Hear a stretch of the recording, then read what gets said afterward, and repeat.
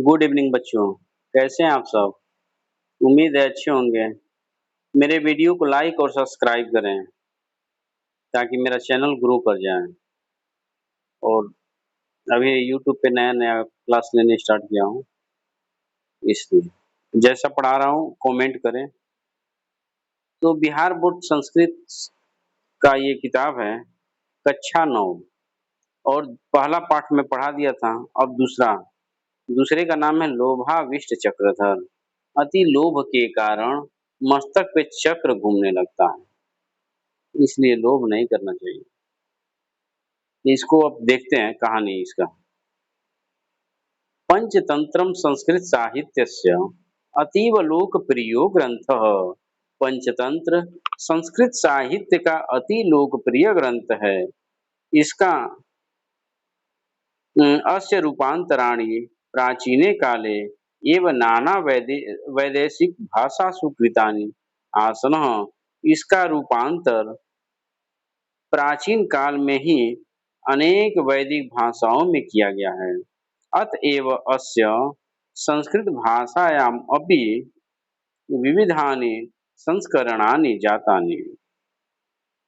अतः इसका अनुवाद संस्कृत भाषा में भी विविध संस्करणों में किया गया है। पंचभिर्भागे विभक्तम् इदम् अन्वर्थतः पंचतंत्रम्। पंचतंत्र को 5 भागों में बांटा गया है। तत्र पहला कौन सा है? मित्र भेदः, दूसरा मित्र संप्राप्ति, तीसरा काकोतुकीयम और लब्ध प्रणासः, अपरिचित कारकम चेति च इति। ये पांचों नाम हमने बता दिया। इन्हीं 5 नामों में क्या है? बटा हुआ है। अंतिमस्य भागस्यैव कथा विशेषः। अंतिम भाग से इस कथा को लिया गया है। अंतिम भाग कौन है? अपरिचित कारकम। पाठे अस्मिन् सम्पाद्य प्रस्तुतो वर्तते। इस पाठ में प्रस्तुत किया गया है। अत्र लोभाधिकस्य दुष्परिणामं कथा व्याजेन प्रस्तुतः। यहाँ अधिक लोभ के दुष्परिणाम कथा के माध्यम से प्रस्तुत किया गया। कस्मिंश्चित् अधिष्ठाने चत्वारो ब्राह्मणपुत्रा मित्रतां गता वसन्ति स्म। किसी स्थान पर 4 ब्राह्मण पुत्र मित्रताम यानी कि मित्रता के जैसा रहते थे। मित्र बन के आपस में रहते थे। भाई जैसा नहीं लगते थे, मित्र जैसा व्यवहार अपने आप में करते थे। ते दारिद्रोपहता मंत्रम चक्रो। अहो अधिगीयम दरिद्रता। गरीबी से पीड़ित होकर उन्होंने विचार किया, अरे गरीबी बहुत बुरी चीज है। उक्तंच यानी कि कहा भी गया है। अब देखिए श्लोक आया है। वरं वनं व्याघ्र गजादिसेवितं जनेन हीनं बहुकण्टकावृतं तृणानि शय्या परिधानवल्कलां न बन्धुमध्ये धनहीन जीवितम्। बाघ, हाथी आदि हिंसक जानवरों से युक्त, जन रहित, जहाँ मनुष्य न जाते हों, जन रहित तथा कांटों से घिरे वन में रहना और वहाँ रहकर वल्कल धारण करके घास की सैया पर सोना अच्छा है, परंतु भाइयों के बीच धनहीन होकर जीवित रहना उचित नहीं है। तद्गच्छामः कुत्रचिद् अर्थाय इति सम्मन्त्र स्वदेशं परित्यज्य प्रस्थिता। अतः हमें भी धन कमाने के लिए कहीं चलना चाहिए, ऐसा उन्होंने कहा। और उन्होंने ऐसा विचार करके अपने देश को छोड़कर प्रस्थान किए। ये जो चारों ब्राह्मण पुत्र थे, तत्र क्षिप्राजले कृतस्नानं महाकालं प्रणम्य आवन्निर्गच्छन्तं गच्छन्ति। क्रमानुसार चलते हुए वे सब अवंती को प्राप्त हुए। वहां क्षिप्रा नदी के जल में स्नान करने के बाद महाकाल को प्रणाम करके जब वे वहां से निकलते हैं, तावत् भैरवानंदो नाम योगी सम्मुखो बभूव। उन्हें भैरवानंद नामक योगी सामने दिखाई पड़ा। तेन ते पृष्टा कुतो भवन्तः समायाता। उसने इन लोगों से पूछा, आप लोग कहाँ से आए हैं और क्या प्रयोजन है? ततस्तैर्भिहितं वयं सिद्धि यात्रिका। इसके बाद वे सब बोले कि हम सब सिद्धि यात्री हैं। तत्र यास्यामो यत्र धन प्राप्ति मृत्युर्वा भविष्यति। हम लोग वहां जाएंगे जहां या तो धन की प्राप्ति हो या मृत्यु हो जाए। उक्तञ्च अभिमत सिद्धिरशेषा भवति हि पुरुषस्य पुरुषकारेण दैवमिति यदपि कथयसि पुरुषगुणः सोऽप्यद्रष्टाख्यः।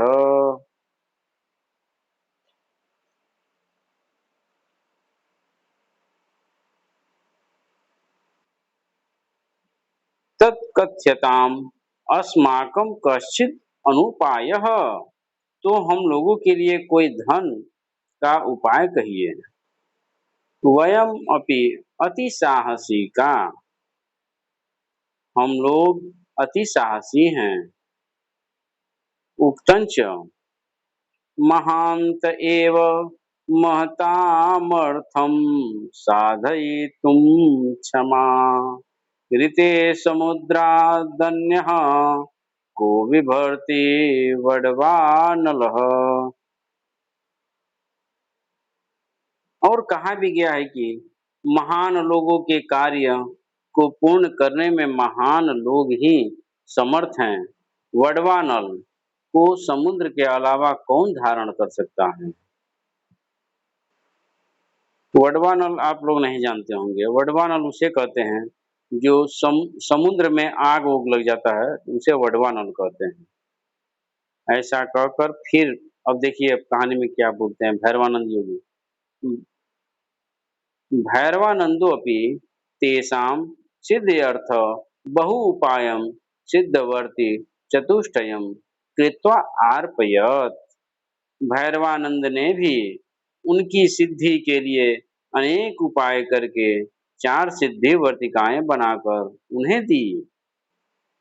आह च गम्यताम हिमालय दिति। और कहा कि हिमालय दिशा की ओर जाओ। तत्र संप्राप्तानां यत्र वर्तिः पतिप्यति तत्र निधानं संदिग्धं प्राप्स्यथ। वहां पहुंचकर जिस स्थान पर यह वर्ती गिरेगी, निश्चित ही तुम्हें वहां धन मिलेगा। तत्र स्थानं खनित्वा निधिं गृहीत्वा निवर्त्यताम्। तब तुम्हें क्या मिलेगा? वहां धन मिलेगा, वहां खोदोगे तो। तथानुष्ठिते तेषां गच्छताम् एकतम एक एकतमस्य हस्तात् वर्ती निपपात। उनमें से एक के हाथ से वर्ती गिर गई। अथा असौ यावन्तं प्रदेशं खनति तावन्ताम्रमयी भूमि। जैसे ही वह उस स्थान को खोदने लगा तो उसे तांबेमयी भूमि दिखाई दी।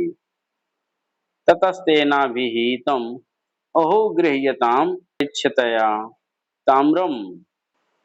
जैसे ही वह उस स्थान को खोदने लगा तो उसे तांबे मई भूमि दिखाई दी। ततस्तेनाभीतम् औगृह्यतां स्वेच्छया ताम्रम्। उसने अन्य साथियों से कहा, अरे इसमें से स्वेच्छा से तांबा ग्रहण कर लो। अन्ये प्रोचु भो मूढ़ किम अनेन क्रियते। उसकी बात सुनकर दूसरे दूसरे ने कहा, अरे मूर्ख, इसे लेकर हम क्या करेंगे। इसके अत्यधिक होने पर भी यह हमारी गरीबी को नष्ट नहीं कर सकता है। यत् प्रभूतम मयि दारिद्र्यम न नाश्यति। हमारी गरीबी क्या होगी, दूर नहीं होगी। तांबा बहुत ज्यादा मात्रा में भी वो ले लेते हैं तो उनकी गरीबी तांबे से दूर नहीं हो पाती। तदुत्तिष्ठ अग्रतो गच्छामः। अब उठो, आगे चलें। सो ब्रवीत यावन्तु भवन्तः नाहम अग्रे यास्यामि। उसने कहा, तुम लोग जाओ, मैं आगे नहीं जाऊंगा। एवं अभिधाय ताम्रम यथेच्छया यथ इच्छया गृहीत्वा प्रथमो निवृत्तः। इतना कहकर प्रथम अपनी इच्छानुसार तांबा लेकर लौट गया। ते त्रयो अपि अग्रे प्रस्थिता। वे तीनों आगे बढ़ गए। अतः किंचिन्मात्रं गतस्य अग्रेसरस्य वर्तिः निपपातः। अभी वे कुछ दूर ही गए थे कि उनमें आगे वाले की वर्ती गिर पड़ी। सो अपि यावत् खनितुम् आरभते तावन् रूपमयी क्षिति। उसने भी जैसे खोदना शुरू किया तो चांदी युक्त भूमि दिखाई पड़ी। ततः प्रहर्षितः आह गृह्यताम् यथेच्छया रूप्यम्। उस चांदी को देखकर प्रसन्नता पूर्वक उसने कहा, मित्रों, इसमें से स्वेच्छानुसार चांदी ग्रहण करो और लौट चलो। न अग्रे गंतव्यम। हमें आगे नहीं जाना चाहिए। किंतु अपरो अकथयताम आवन आवाम अग्रे यास्यावः। किंतु दूसरे ने कहा, हम दोनों आगे ही जाएंगे। एवं उक्त्वा द्वावप्यम अग्रे प्रस्थितो। ऐसा कहकर उन्होंने आगे बढ़ गया। सो अपि स्वशक्त्या रूप्यमादाय निवृत्तः। वह भी अपनी इच्छानुसार चांदी लेकर लौट गया। अथ तयोरपि गच्छतोरेकस्याम अग्रे वर्ति पपातः। इसके बाद दोनों ब्राह्मणों के भी कुछ दूर जाने पर उनमें से एक के हाथ से वर्ती गिर गई। सोऽपि प्रहृष्टो यावत् खनति तावत् सुवर्णभूमि दृष्ट्वा प्राह भो गृह्यतां स्वेच्छा सुवर्णम। वह भी खुश होकर जब उसे खोदने लगा तो उसे स्वर्ण भूमि दिखाई दी। उसे देखकर उसने दूसरे से कहा, अरे इसमें से स्वेच्छानुसार सोना ग्रहण कर लो। सुवर्णादन्यन किंचित उत्तमम भविष्यति। सोने से अच्छा कुछ भी नहीं है। अन्यस्तु प्राह मूढ़ न किंचित वोक्ति। दूसरे ने कहा, मूर्ख, तुम कुछ नहीं जानते। प्राक् ताम्रम ततो रूप्यम ततः सुवर्णम तन्नूनम अतः परम रत्नानि भविष्यन्ति। पहले तांबे की खान, उसके बाद चांदी और फिर सोने की खान मिली है। अतः इसके बाद निश्चित ही रत्न मिलेगा। तदुत्तिष्ठ अग्रे गच्छाव। तब उसने उठकर आगे चल दिया या आगे जाना शुरू किया। किंतु तृतीय यथेच्छया स्वर्ण गृहीत्वा निवृत्त। लेकिन तीसरे ने अपने इच्छानुसार स्वर्ण भूमि से स्वर्ण को उठाकर चला गया। अनन्तरं सोऽपि गच्छनेकाकी ग्रीष्मसन्तप्त तनु पिपासाकुलितः मार्गच्युतः इतश्चेतस्य बभ्रामः।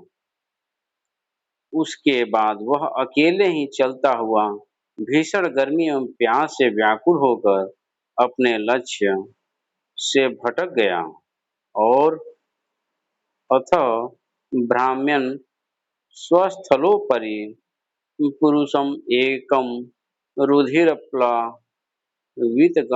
वीतगात्रं ब्रह्मचक्रं मस्तक पश्यत और इधर-उधर घूमने लगा। इसके बाद घूमते हुए उसने खून से लथपथ एक ऐसे व्यक्ति को देखा जिसके सिर पर चक्र घूम रहा था। ततो द्रुततरं गत्वा तम ओचत भो को भवान। वह शीघ्र ही उसके पास जाकर उससे बोला, अरे आप कौन हैं? सिर पर घूमते हुए चक्र के नीचे क्यों बैठे हो? किमेवं चक्रे भ्रमता शिरसि तिष्ठसि। ततः कथयः मे यदि कुत्रचित् जलम अस्ति तो कहो, मेरे लिए कहीं जल है? एवं तस्य प्रवदत्तस्तचक्रं तत्क्षणात् तस्य शिरसो ब्राह्मणमस्तके आगतम्। इस प्रकार उसके बोलने से वह चक्र उस व्यक्ति के सिर से उठकर ब्राह्मण के सिर पर आ गया। स आह ममापि एवं तच्छिरसि आगतम्। वह बोला, यह क्या हुआ? उसने कहा, यह मेरे सिर पर भी इसी तरह आ गया था। हाँ, स आह तत्कथय कदे कदे तदुत्तरिष्यति महति मे वेदना वर्तते।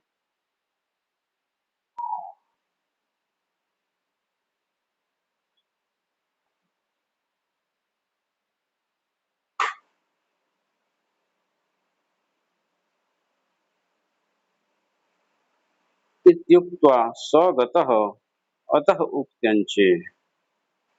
इतना कहकर वह चला गया। अतः उक्तञ्च उसके बाद फिर एक श्लोक आता है। अति लोभो न कर्तव्यो लोभं नैव परित्यजेत् अतिलोभाभिभूतस्य चक्रं भ्रमति मस्तके।